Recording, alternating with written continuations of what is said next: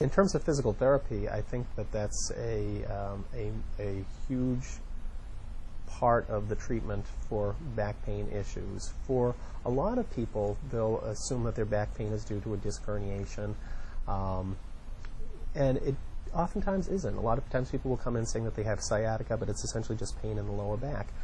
The muscles that support your spine are pretty much being used continuously. They're always contracting. That's how come we're able to stand upright. Well, in certain people, if their muscles become weaker or imbalanced, if you have a greater degree of weakness in your abdominal muscles versus the paraspinal muscles that support your back, that can cause back pain. I was surprised once I actually got into practice because when you're in your training, you learn quite a good deal about the anatomy of the back and different treatment options.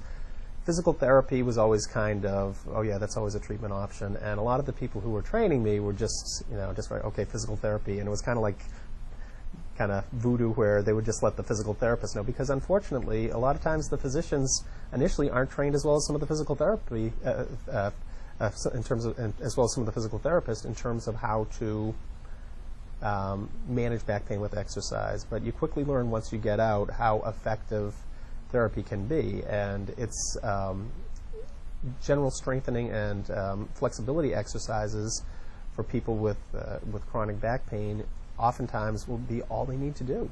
And it's very surprising when you first get out and say, oh, they just needed to exercise. But for a lot of people, it makes a huge difference. Even some of the patients that you'll do some of these procedures on with epidural steroid injections, or they even progress to surgery, the stronger they are before they have these and after, the better they'll do.